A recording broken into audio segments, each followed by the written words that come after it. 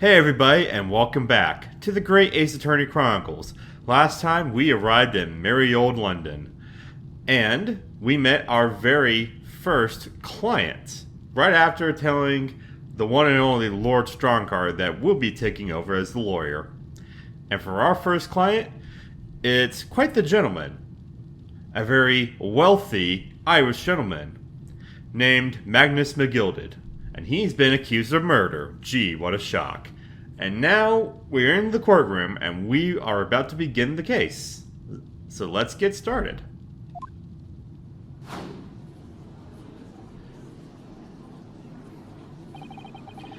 So this is the highest court in Great Britain, the Old Bailey. The centuries of history in this place is palpable, isn't it? It's so different to the Supreme Court in Japan.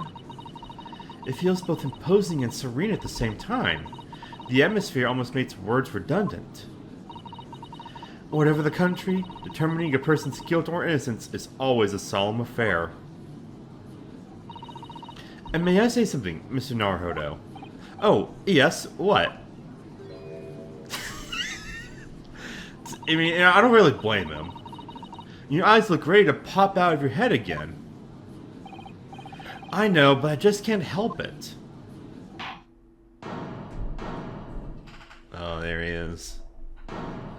And there's the judge. In the name of Her Majesty the Queen, I hereby declare this court to be in session. We are here today to determine the guilt or innocence of Mr. Magnus McGilded. I now call upon the counsels for the prosecution and defense to declare their willingness to proceed. I am so sorry. Okay. I'm gonna... Okay. My thought of what his voice should be is gonna be something along these lines. I'm gonna try to make it sound good. I cannot promise anything.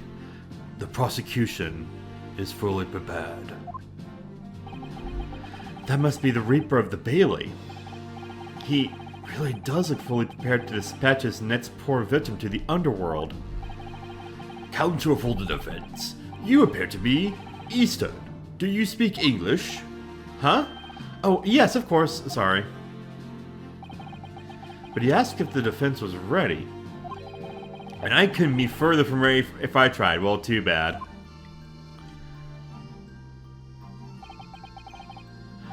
Those eyes please me. Nipponese. They shroud your fear, your doubt, your trepidation. They run wild, clinging to some phantom notion of courage. The quintessential look of a sacrificial lamb. Ugh, a cold shiver just ran down my spine all the way to the tips of my toes. Yeah, it probably would. Now, Mr. McGilded. Oh god, it's been a while since I recorded the last part. I forgot. I need to do an Irish accent for him. Oh no, I gotta do that again. Oh god. Yes, my lord. Oh, that's even worse than before. I'm so sorry. You stand accused of murder, a capital offense. You could be sent to the gallows if found guilty. Are you quite sure you wish to entrust your defense to this foreigner? Hold on, let me try some. Oh.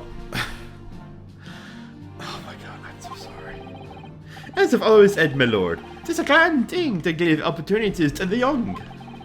Even if the fellows are stolen from some little island off in the Far East.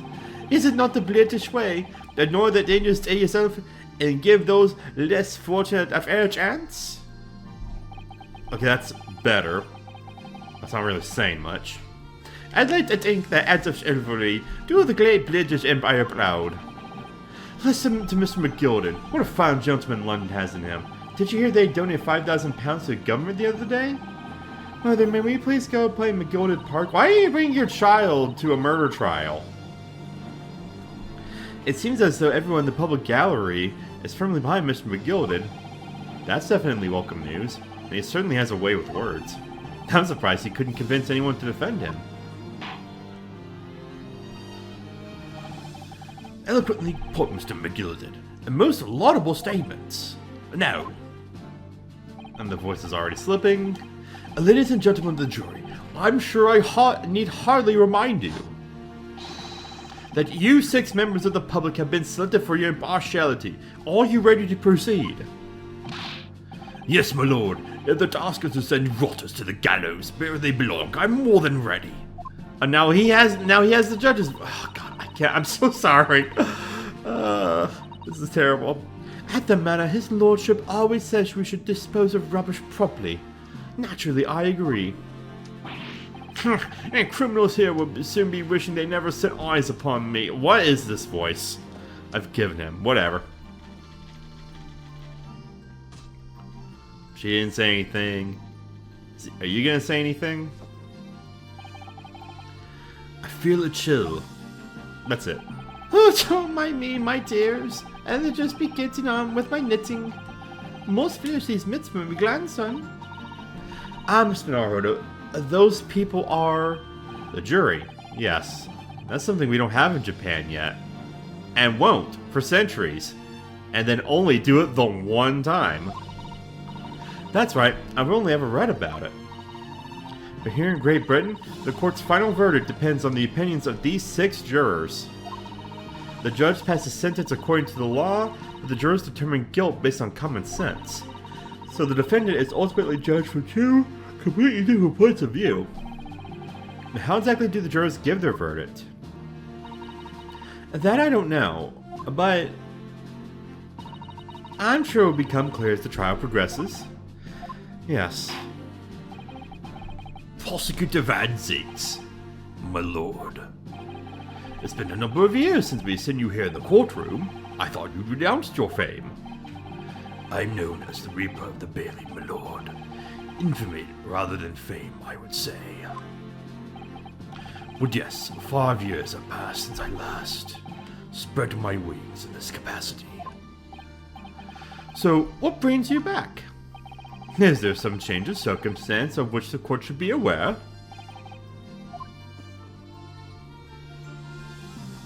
Well, I leave that to your imagination, my lord. So the Reaper has been out of action for 5 years? Why did he have to choose today of all days to make a comeback? Don't lose heart, Mr. Naruto. As you wish, sir. The court nevertheless welcomes your return. Now then, opening statements, I think. A summary of the case, if you please. Certainly, my lord. As your lordship is aware, this is a case of overwhelming simplicity. You must be the only ones in here who aren't aware. Seems like it. Because McGilda didn't tell us a damn thing before, really. The incident took place in the late evening. 3 days passed. The hour was some minutes after 10. The victim was a maker of building bricks known in the community as Thrice Fired Mason. Sorry? Thrice? He is a very accomplished craftsman. The bricks he fired were said to be almost indestructible. Oh, there he is. The victim's corpse was discovered in an omnibus in service on the streets of London at the time. A dagger that had been thrust into the victim's abdomen is believed to be the ultimate cause of death. Here is the autopsy report from the investigating medical officer at Scotland Yard. Thank you, counsel. I shall accept that and the photograph as evidence. Alright, we'll have a look at that later. And one further item of evidence. The prosecution wishes to submit these as well. And these are? Good lord! Is that blood, counsel? Yes, my lord. Seized by a policeman who arrived at the scene. These gore-soaked gloves were taken from the hands of the accused when he was arrested. What? Mr. McGilden's gloves had blood on them? That's not good. McGilden, you want to tell us what's up with that? Yes, I will accept these as evidence as well. How did I get into this? Stumbling face first, I would say. I'm backed into a corner before I've even started. Continuing. According to the driver of the omnibus, there were only 2 passengers traveling inside his vehicle at the time. Only 2? Obviously. Excuse me. I did not get much sleep last night. Obviously, one of those passengers was the deceased brickmaker, Mr. Mason. The other was the accused, Magnus McGilded. Oh. Well, rather damning circumstances to say the least. Defendant, what say you? Well, of course, I have no recollection of such a thing. Mr. McGilded? To be sure, I loathed the omnibus that evening. But whenever I'm in a carriage, I'm taken with a fierce tiredness, and I always succumb to it. Are you claiming to have been asleep?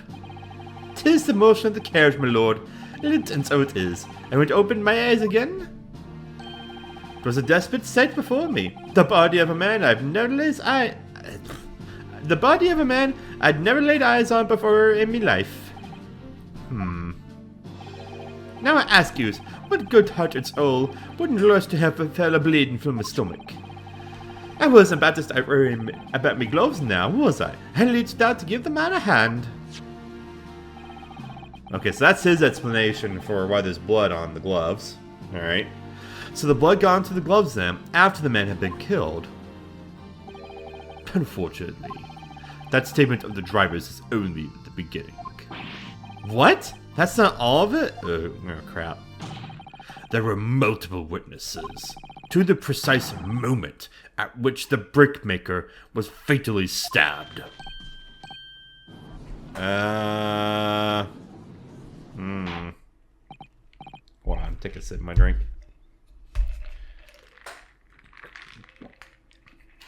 Alright. Order! Order! Order! When the killing took place, only the victim and the accused were inside the carriage, and there were witnesses to the crime. This is not just a case of compelling evidence. It's the nail in the coffin for the accused.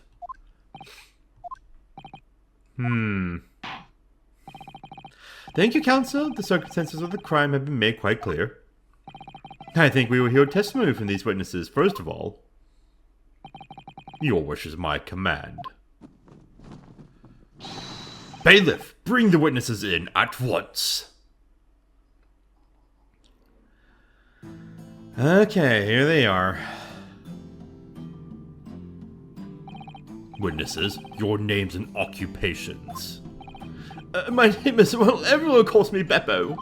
I drive an omnibus in the East End. Bruce Fairplay. I'm a banker in the city. My name's First. Lady First. I, make hats for gents. Let's begin by confirming the facts. 3 days ago, at a short time after 10 o'clock in the evening, all of you present in the stand were in an omnibus and witness to the aforementioned incident. Is that correct? Yes, sir. Quite right. Yes, sir. That's right, sir. Alright. Very well then, let's proceed to your formal testimonies, please. Each of you will tell the court precisely what you saw. Here we go. First testimony in the courts of Britain. I'm sure this will totally not go out of hand. It was the last bus of the evening, so I had a few customers. I remember it well. The victim and the man accused of killing him were sat next to each other inside the bus. Then, out of the blue, the accused just reached over and plunged a knife right into his guts. That's right, he stabbed him. I screamed, I did. Couldn't help it. As soon as I heard the scream, I stopped my bus, and then I saw it too. Oh boy. An ambiguous testimony, I must say. Exactly, my lord. These men witnessed the incident in the omnibus with their own eyes. I'd like to ask a question, if I may. Yes, counsel? Well, this testimony makes absolutely no sense to me whatsoever. Why not? Well, the incident took place inside a moving carriage, didn't it? As has been clearly stated from the outset, yes. Well, in that case, how could those two witnesses possibly have seen what happened? There's no way they could have seen the inside of the moving carriage. I get the feeling they all know something we don't. How quaint. I'd read that civilization in the Eastern Island nations was a good century behind our own. But you're here in London yourself. Are you really so ignorant about our omnibuses? Huh? Tell me, my Nepalese friend, have you even traveled in an omnibus? Well, no. We, only arrived in London this morning. No matter. I've arranged for us all to see it ourselves. The actual scene of the crime, that is. What do you mean? The actual scene? How? A carriage is designed to be moved, after all. Presumably, you understand that much. Yes. The omnibus in which this bloody crime took place is here today in this very building. Here? What? The entire carriage? Bailiff, bring forth the stricken omnibus. Wow, yeah, it's just straight up here in the courtroom. The whole crime scene. How do you even get that through the doors? How? I'm guessing you'd have to take the lights off on the side. And maybe that would make it just enough room to fit through the doors? I don't know. I can imagine the doors that are the entrance to the entire courthouse. Maybe those are big enough. But the doors into the actual courtroom, I don't know. I'm having trouble. I don't know. I'm having trouble picturing it. So that's an omnibus. The omnibus. I can't believe they could bring something so enormous in here. Great Britain's courtrooms are amazing. As you can see, the omnibus is pulled by 2 horses and can carry up to 8 passengers. Thank you. 4 passengers seated inside the enclosed cabin, and another 4 on the rooftop deck above. Every Londoner knows the best views of the city's architecture and sights are to be had from the top of an omnibus. And I should point out to our foreign guests that there is a skylight in the roof, allowing a view of the interior from the seats above. Okay, so that's probably how they saw it then. A skylight. Oh! The penny drops at last, I see. These 2 gentlemen were occupying the rooftop seats on this omnibus when the murder took place. That is how they came to witness the grim incident. Through the skylight. Ugh, that makes perfect sense. Well, counsel, this is a first. In all my years behind the bench, I've never experienced the crime scene itself being brought into the courtroom. There are a number of important clues remaining inside the carriage, my lord. I would like to submit the omnibus itself as evidence.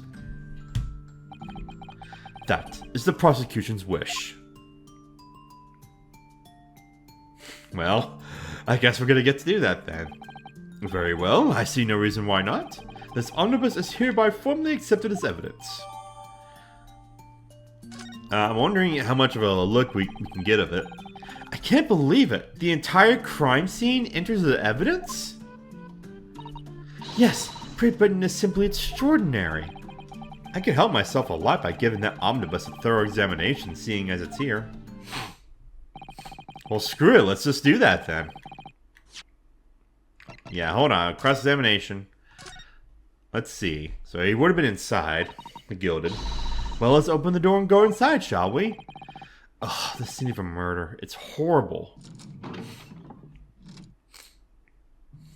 Alright. Alright. Well, this is probably where Mason sat. That's blood that's soaked into the seat. The victim's, obviously. Yes, and that seat would be clearly visible from the roof deck. Would you really stab somebody in full view of the other passengers like that, I wonder? Well, it was after dark. And there was a lamp on in here, so perhaps the culprit couldn't see anything outside through the skylight. Whichever way you look at it, it doesn't seem like it was a planned attack. Look at the skylight itself. It's quite a large skylight, isn't it? Yes, quite large enough to afford a good view into the cabin from the roof deck. And there doesn't appear to be a handle or catch of any description. So I suppose it can't be opened from the inside of the cabin at the very least. Doesn't seem like it. There's this. This scene has a handle, it seems. Oh yeah. Well, that's some stuff in there. Cool. And now from above. You can certainly see inside the carriage through this opening, that's for sure. Yes, and there's a lamp in the enclosed cabin, so I'm sure the witnesses would have been able to see quite clearly. That's not good for us. Yeah. Okay, now let's get to the cross-examination. Pray don't expect this Nipponese stray to understand the intricacies of a British court's cross-examination rights. Get yourself psyched up, Naruhodo. Alright, my first cross-examination in a British court. Focus, Ryunosuke. Focus. Let's do it.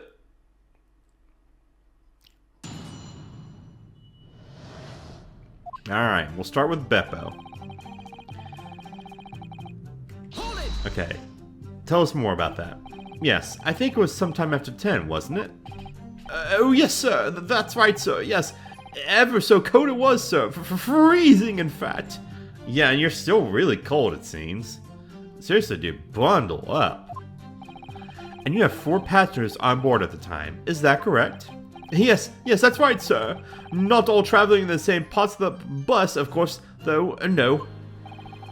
And there were no other passengers when the incident took place? No one alighted, for example? You're quite right with that, sir. No other passengers like that, no, none. So nobody fled the scene of the crime, then? I have to say, the boss insists on it running it does. He does. Every evening, that last bus of the day. But I do wonder sometimes if it's altogether worthwhile. Yes, sorry to say. What do you mean by that? Well, with it being so cold and everything, and only making 20 pence on the run, you see. Yes, I spend that much on the pub on the way home, just trying to warm up again. Damn, that sucks. Alright, tell us more about that. And you saw them through the skylight and the roof of the carriage?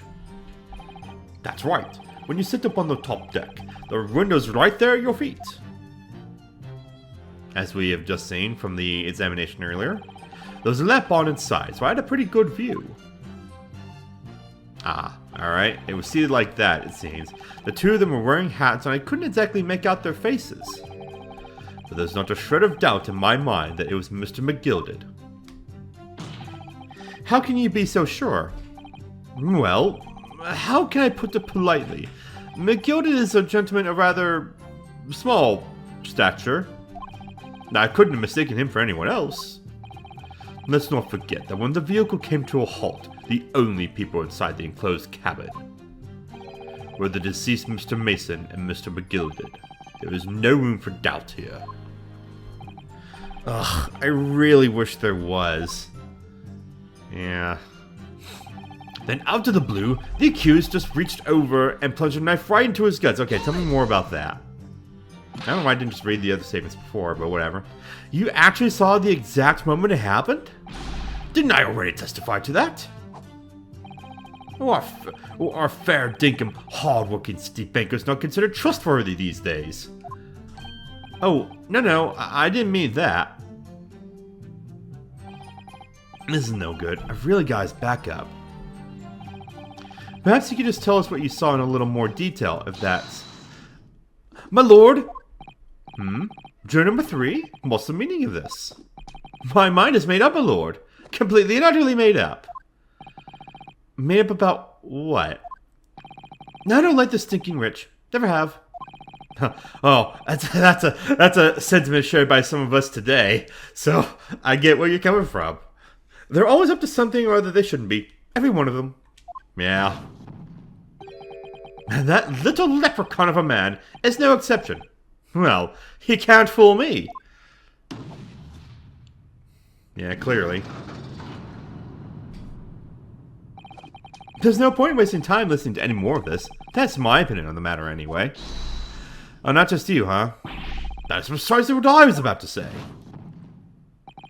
As the foreman of the jury, it's my duty to set a good example to my fellow jurors.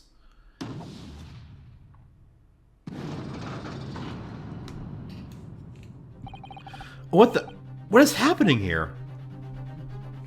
Please tell us. Let me see. Ah yes, it seems that's how the members of the jury give their verdicts. With fire? Apparently, yes. A white for innocent and black for guilty.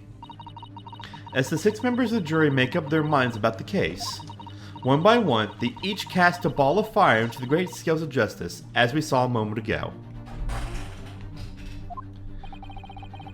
So if those enormous scales fall completely to the black side, does that mean... Yeah, it means what it means. Let's do our very best to make sure that doesn't happen. Ugh, now I'm even more worried than I was before. Very well, the court acknowledges the change in the jury's stance. Counsel for the defense, please continue with your cross-examination.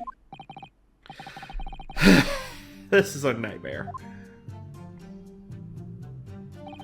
That's right, he stabbed him. I screamed I did. Couldn't help it. Hold it! Tell us about that from your perspective. He stabbed him, you say, and you were sitting up on the roof deck, were you? Yes, that's right, sir. I was up on the roof seats. I remember seeing the little gent sitting next to the fellow that was stabbed. I had been thinking about a new hat design, you see, so I was just gazing absentmindedly around. But then I happened to look down through the skylight. It was sticking right up from his belly. That huge, great knife. A grim sight indeed. That didn't help me at all. Oh, they all chatting. The jury look like they're even more convinced my client did it than they were before.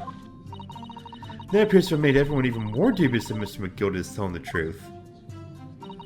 If only we had some evidence to counter our suspicions. We don't have any.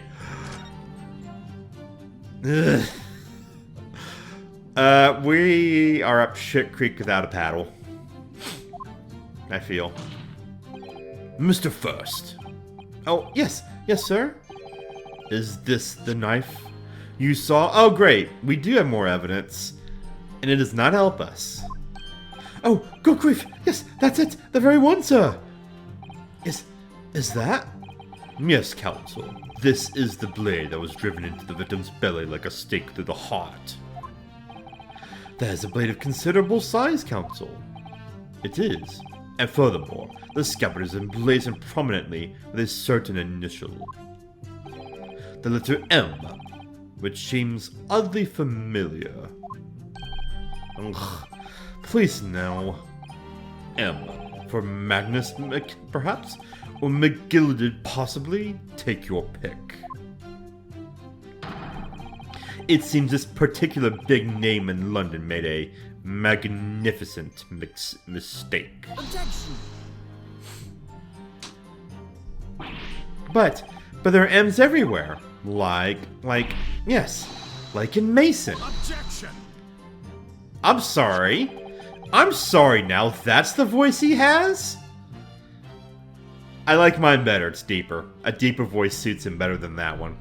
This blade is far too extravagant for a poor brickmaker to have owned. No, this weapon of murder almost certainly belongs to the accused. Ugh. Not conclusive, but certainly compelling, counsel. Boy. My lord, if you'll forgive the interruption, yeah, let me interrupt you for a minute. I want to have a look at this. Boy. Well, you say that's an M, but it could be a W. I don't know who here has W though. Yeah. Ah. What is it? Look at this M. If we turn it upside down, it becomes a W. This could change everything. A W? Yeah, give me one of those, please. Yes, this is one of those, turnabout cases. I'm sure of it. I'm afraid I don't know it all, but what I am sure of is that this is an M. Oh. Well, that idea was quickly quashed. Oh, no. Oh. Oh, nothing there. Let's take it out of the scabbard. This probably is the sheath, isn't it? Are you alright, Mr. Naruhodo? Oh, sorry, yes. I just don't really like blades. Oh? He says, while having one at his waist. Although, that was really an exception. Because that was Cosmo's, and he's carrying on his legacy. Those don't seem like the words of a man. I took the... Are we the same person? Because that's basically what I just said. That's not a blade. That's Cosmo's soul. See, there you go. Anyway, there's no sense in delaying it. Let's see what the blade looks like. Alright. There's the blood. Well, that looks a lot like blood. Gee, you think? It surely is blood. The victim's. Ugh, an Englishman's blood looks a lot like a Japanese man's blood. Did you expect it to Did you expect it to look different? Did you think it would? Yeah, see, why are we the same person right now? Sorry, it's just that we've only just arrived here in Great Britain. I find it a little hard to adjust. Yes, I do understand. That's enough of that, then. Juror number 2. Go on. Mr. McGilda is a pillar of society and a gentleman, and a gentleman's word should be sacrosanct. However, those of us in service know we must accept hard truths. Wait, what are you about to do? Dispose of the rubbish! Oh.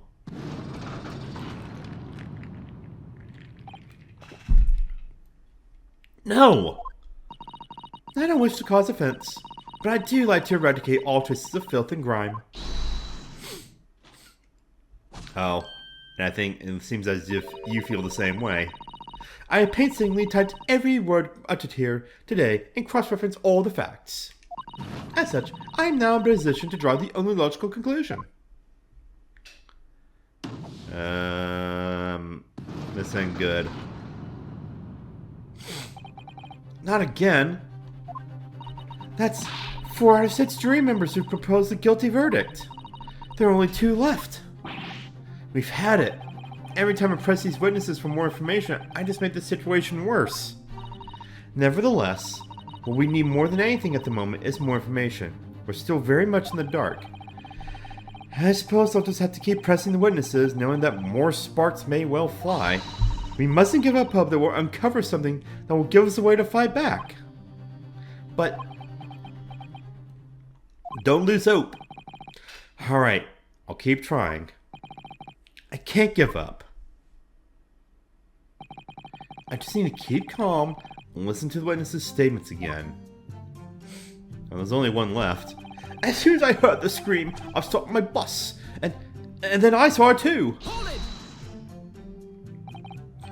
What exactly did you see? Oh, well, sir, that would be passenger, sir.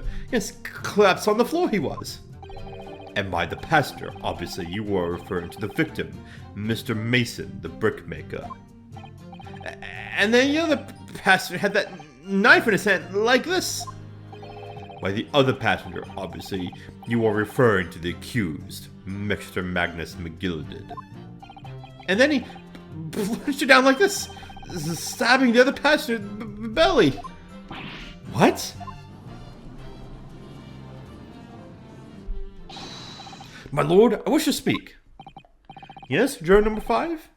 Do I take it that you, too, as the master of the London Guild coachman, The idea of a murder being committed in one of the city's carriages is utterly abhorrent to me. Okay, so he's Beppo's boss then. It wouldn't be right to make a decision while hearing all the facts, though, I said to myself.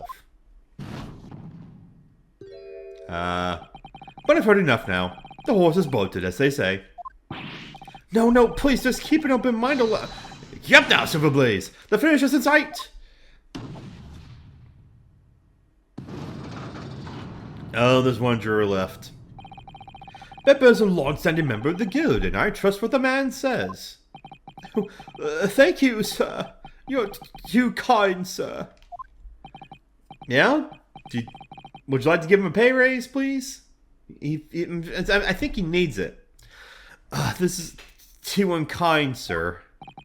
Which now means the 5 jurors agreed to condemn this man. All but her.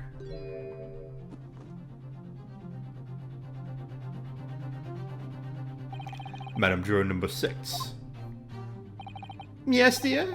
What can I do for you? You have heard the testimonies of the witnesses in the stand. Oh yes, I certainly have.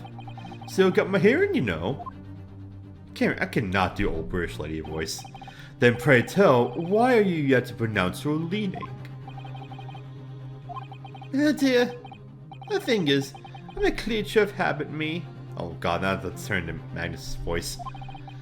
I always go to the park around this time of day, and sit on a nice bench and get on with my knitting. There's a lovely little park, just near where I live. McGilded Park it's called. The gentleman donated it to the city, you know, to put a smile on Londoners' faces, he said. I can't imagine such a fine young gentleman would have it in him to take another man's life. He is always doing wonderful things for the city. That's right, a man like that wouldn't stab someone, surely. Mother, may we go to McGilded Public Library later and borrow some more books? How many Londoners live with their heads in the clouds do you people not know? What kind of a man Magnus McGilded really is? What kind of a man is he? The philanthropist Magnus McGilded has enough wealth to purchase the entire city, which he claims to value so highly. But where did all that wealth come from? Your client is Shylock, sir, and one with the very darkest of souls. What? Stone the Crows! McGilded lends money at extortionate rates of interest, so his victims have no hope of repaying him. When they default, he takes possession of everything they own. He is a vulture that preys on the weak. I've never heard of any mention of that before. Your faculties haven't deserted you, I'm sure, madam. So has this thought not crossed your mind? Would a man wealthy enough to buy London in its entirety not have a carriage of his own? I mean, that is a good point. It means it's basically like an old London equivalent of having your own private jet, I would think. What possible reason could this man have had to make use of a public omnibus service? You're not saying that the victim, a poor brickmaker, had next to nothing to his name, save considerable financial liability. It will come as no surprise that his creditor was the accused Magnus McGilded. But let it also be known that the very day Mr. Mason was killed was the final repayment date for his debts. Good gracious! The brickmaker was destitute. He'd lost his house. He had not a shilling with which to repay his debts. And in the end, this pitiful soul had the very last thing he owned taken from him, his life. By the merciless philanthropist pretender, Magnus McGilded. I don't believe it. If I might add something briefly, Mrs. Otto, you claim that the victim had been lent money by Mr. McGilded, but where's the evidence to support your claim?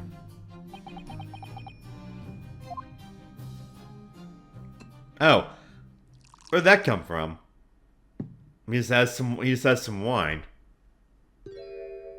Well, I mean, if you gotta take a drink, pray forgive the discourtesy of filling my hallowed chalice in a court of law. Aha! There it is! Lord Van Zeek's hallowed chalice! How can this be considered acceptable? But I find myself in unexpectedly good humor. I had heard ladies from the Far East could show great courage, but I didn't expect to experience it myself. Ah! As judicial assistant to the defense, I am simply doing my job. What a pity that your display of courage is in vain. This is the debtor's ledger, which details all monies loaned by the accused. You will find the victim's name clearly recorded inside. Oh. Allow me to present this ledger as evidence. And pray forgive the discourtesy of raising my chalice in a toast to the that's a hard word. To the enigmatic. Yeah, that's surprisingly hard to say. And a toast to the enigma. Whatever.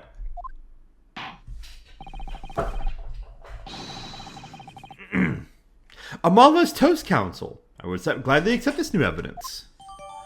Yeah, I want to have a look at that.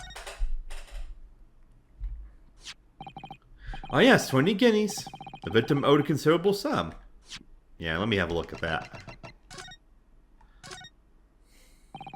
This portfolio must contain all sorts of secrets of London's gentry. Oh dear. Do you really think we ought to look inside? Well, it's not as though we know any of London's gentry personally, does it? Apart from our great detective friend, perhaps. Actually, I wonder. I assure you we will not find Mr. Holmes' name inside. Well, let's see what we find.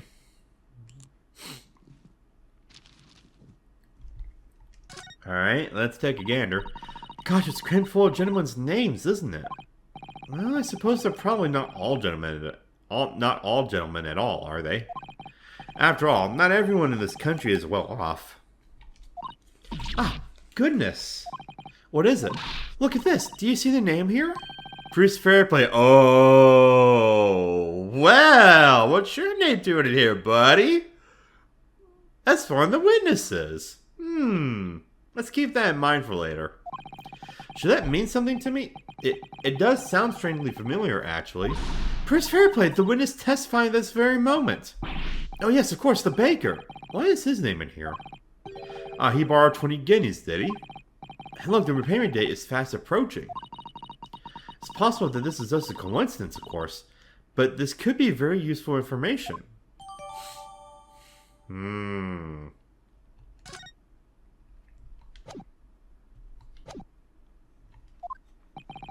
And the accused made quite certain he had ample recompense. Well, it would seem I've had the wool pulled over my eyes. We got to be, madam. That is the modus operandi of the accused. It's such a pity, little Park, too. What a scoundrel. Again, I'm just slipping into the Magnus McGilda voice for her. Like my Irish voice and my British old lady voice are very similar, unfortunately. I'm not a voice... Just to be clear, I'm not a voice actor. I do try, but you know. Still... Maybe it's all for the best. Wait a minute. I don't stand for nonsense. That's all 6 jurors saying guilty.